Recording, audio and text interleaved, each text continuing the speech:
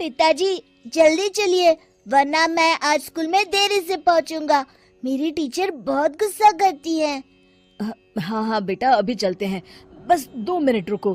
तभी रमेश की पत्नी कमरे से बाहर आती है और रमेश से कहती है, सुनिए जी, आज शाम को आप ऑफिस से जरा जल्दी घर आ जाइएगा।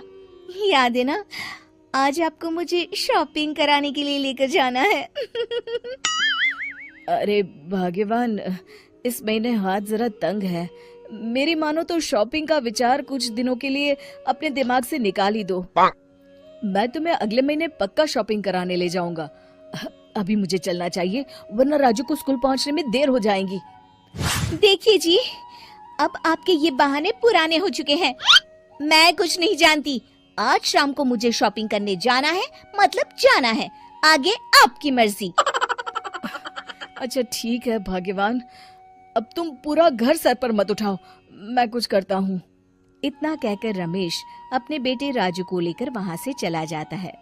घर से निकलने के लिए रमेश जैसे ही अपनी मोटरसाइकिल शुरू करता है, तभी उसकी माँ उसे आवाज देकर कहती है, अरे रमेश, आज शाम को मुझे कुछ पैसे दे देना। याद है ना, मैंने तुझसे कहा था कि मुझे मंदिर में चढ़ावा चढ़ाना है।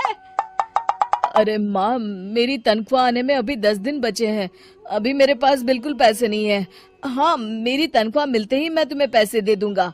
रमेश की माँ चिढ़कर कहती है, अरे तेरा दिमाग तो खराब नहीं हो गया? मैंने तेरे भरोसे मंदिर के पुजारी जी से वादा कर दिया है और तू कह रहा है कि पैसे नहीं है। अब मैं पुजारी जी को क्या जवाब दूंगी? तुझे तो मेरी इज्जत की भी कुछ परवाह नहीं है। अच्छा ठीक है माँ, अब तुम गुस्सा मत करो, मैं शाम तक कुछ इंतजाम करता हूँ। इतना कहकर रमेश वहाँ से चला जाता है। फिर दोपहर को जब रमेश अपने दफ्तर में बैठा होता है, तब उसे अपनी पत्नी और माँ की बातें याद आती हैं। रमेश अपने दफ्तर के एक साथी मोहन से कुछ रुपए उधार मांगता है। अरे भाई मोहन, मेरा एक छोटा सा काम कर दो, मुझे कुछ रुपयों की सख्त जरूरत है। मुझे कुछ दिनों के लिए क्या तुम रुपए उधार दे सकते हो? अरे रमेश भाई, मैं तुम्हें पैसे उधार तो दे सकता हूँ, लेकिन मुझे वक्त पर पैसे लौटा देना। वैसे भी मेरा मानना है कि दोस्ती यारी में कभी पैसों का व्यवहार नहीं करना चाहिए। ये कहावत तो तुमने सुनी ही होगी कि उधार प्रेम की कैंची है। मैं नहीं चाहता कि पैसों को लेकर हमारा रिश्ता खराब हो। अरे मोहन, तुम बिल्कुल चिंता मत करो, मैं तुम्हारे पैसे वक्त पर लौटा दूंगा। फिर मोहन रमेश को पैसे दे देता है।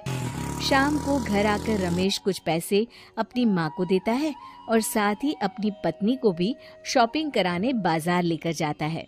रमेश की पत्नी और उसकी माँ का स्वभाव जरूरत से ज्यादा खर्चीला होने के कारण दोनों हमेशा बेवजह पैसे खर्च करती हैं।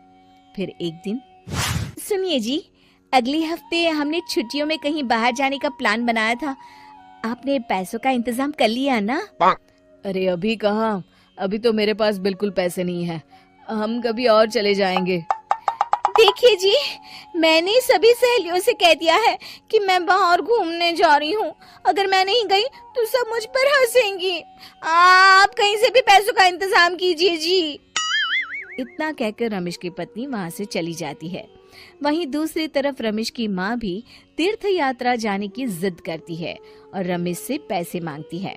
फिर अगले दिन रमेश एक सेठ से पैसे उधार लेकर अपनी पत्नी और बेटे को घुमाने ले जाता है और अपनी माँ को भी तीर्थ यात्रा पर भेज देता है। लेकिन जैसे ही रमेश अपनी छुट्टियां बिताकर वापस आता है, कर्जदार उसका जीना मुश्किल कर देते हैं। इतना ज्यादा कर्ज एक साथ अपने ऊपर देख रमेश काफी परेशान रहने लगता है। फिर एक दिन राजू की स्कूल की फीस वक्त पर न भर पाने के कारण रमेश को स्कूल में बुलाया जाता है। स्कूल के प्रिंसिपल साहब रमेश को सख्त हिदायत देते हैं कि अगर वक्त पर स्कूल की फीस नहीं भरी गई तो उनके बेटे का नाम स्कूल से काट दिया जाएगा। अपने बेटे की स्कूल की फीस भरने के लिए रमेश अपने दोस्त गिरधारी से कुछ पैसे उधार ले लेता है और स्कूल की फीस भर देता है। रमेश की माँ और उसकी पत्नी खर्चे और घर की जिम्मेदारी संभालते संभालते धीरे धीरे रमेश पूरी तरह कर्ज में डूब जाता है और तभी एक दिन दफ्तर में काम करते समय रमेश की तबीयत अचानक बिगड़ जाती है और वो बेहोश होकर गिर पड़ता है। उसे जल्दी से पास के एक अस्पताल में भर्ती कराया जाता है। रमेश के घर वालों को ये बात पता चल जाती है तो वे सभी अस्पताल पहुंचते हैं। अस्पताल के डॉक्टर साहब उन्हें बताते हैं, देखिए, देर रात तक जागने और जरूरत से ज्यादा काम करने की वजह से इन्हें चक्कर आ गया था। बेहतर यही होगा कि इन्हें कुछ दिनों के लिए पूरी तरह आराम करने दिया जाए। रमेश की हालत देखकर उसके बेटे राजू को बहुत गुस्सा आता है और वो अपनी दादी और माँ से कहता है, माँ, दादी, मैं इतना छोटा हूँ, फिर भी मैं इतना समझता हूँ कि पिताजी दिन रात दफ्तर में काम करके पैसे कमाते हैं।